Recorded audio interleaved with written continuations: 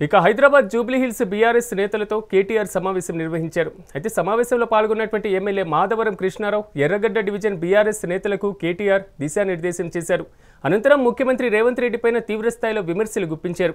రేవంత్ రెడ్డి స్కూల్కి వెళ్లారని, కాలేజ్కి ఆంధ్రప్రదేశ్ ముఖ్యమంత్రి చంద్రబాబు దగ్గరకు వెళ్లారని, ఇక ఉద్యోగం రాహుల్ గాంధీ దగ్గర చేస్తున్నారని విమర్శలు గుప్పించారు. అయితే హైస్కూల్ మాత్రం ఆయన దగ్గర చదివిన సంగతి చెప్పడం లేదని కేటీఆర్ చురుకులంటించారు. स्कूटी ले लूटी मात्रम जोरदार नड़ुस्तुंदी एक्कड़ स्कूटी ओक्कलकु राले लूटी जबरदस्त चल रहा है इनका। आप देखो लूटी बोलते मैं ऐसे ही नहीं बोल रहा हूँ, आप एक मिनट के लिए सोचो।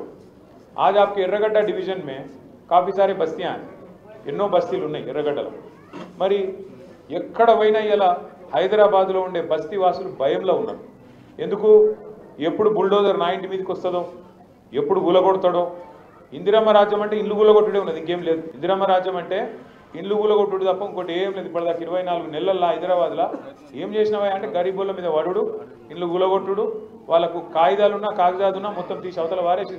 పిల్లలు బ్యాగులు తీసుకునే టైం ఇస్తలేరు, వాటర్ బాటిల్ తీసుకునే టైం ఇస్తలేరు పిల్లలకు. స్కూల్ పిల్లలకు తీసుకోకుండా కూలగొట్టి పోతున్నారు ఇవాళ తప్ప. 24 నెలల ఒక్క కొత్త ఇటుక పెట్టిండా రేవంత్ రెడ్డి. మోడీ దగ్గర చదువుకున్నా, ఇక్కడ రాహుల్ గాంధీ కాడ ఉద్యోగం చేస్తున్నాం, మధ్యలో చంద్రబాబు కాడ కాలేదు. హై స్కూల్ మన దగ్గర చదివిండు, అది చెప్తలేడు, మనం వెలగొట్టినాం. హై స్కూల్ మన దగ్గర ఫెయిల్ అయ్యిండు, వెలగొట్టినాం.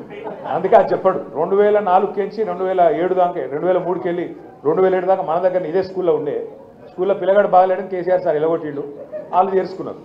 కేసీఆర్ గారు ఏదైతే 10 ఏళ్ళు తెలంగాణను ఒక చిన్న బిడ్డ లెక్క సాకిండో, తెలంగాణను కాపాడిండో, ఆ తెలంగాణలో కేసీఆర్ లేకుండా చేయాలి, గులాబీ జెండా ఎగరకుండా చేయాలి, మనం కొట్లాడుకోవాలి, మైదాన్ ఖాళీ కావాలి. कांग्रेस और बीजेपी रहना, फिर तो बीजेपी के लिए आसान हो जाता ना. कांग्रेस बोल तो फुटबॉल खेल लेते हो लोग, मालूम है उनको. అందుకే కేసీఆర్ ను ఖతం చేస్తే కాంగ్రెస్ ను ఫుట్బాల్ ఆడుకోవచ్చని బీజేపీ ఆలోచన.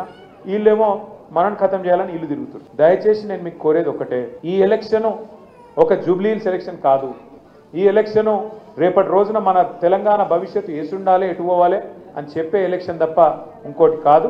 మనం ఖచ్చితంగా అందరం కూడా ఎక్కడో అక్కడ కొంత తనలాడాలి. 1,00,000 డబల్ బెడ్రూమ్ ఇల్లు కట్టిండు కేసీఆర్. ఇలా కొల్లూరు పోయినా, మీరు చుట్టుపక్కల ఎటు పోయినా మీకు గల్లబడితే మీ చిత్తారమ్మ బస్తీలో కానీ, ఇంకొకడ కానీ, కుక్కట్పల్లిలో కూడా ఇల్లు ఏడ జాగ దొరికితే ఆడ కట్టినాం. జాగ లేకపోతే హైదరాబాద్ బయట పోయి ఆడ కూడా కట్టినాం. 1,00,000 డబల్ బెడ్రూమ్ ఇల్లు హైదరాబాద్లో కోసం కట్టినాం. ఒక్కొక్క కాన్స్టిట్యున్సీకి 3,000, 4,000 ఇల్లు హైదరాబాద్లో ఇచ్చిన ఘనత కేసీఆర్ గారు. నిజంగా కాంగ్రెస్ వాళ్ళకు అడ్డిమారి గుడి దెబ్బల అవకాశం వచ్చింది. ఏం చేయాలి? కేసీఆర్ కంటే ఎక్కువ పేరు తెచ్చుకోవాలంటే కేసీఆర్ కంటే ఎక్కువ ఇల్లు కట్టియాలి. కేసీఆర్ 1,00,000 కడితే నువ్వు 2 లక్షల ఇల్లు కట్టి కూడా వద్దన్నాడా? స్కూటీలు ఇస్తాం ఫ్రీగా అన్నారు.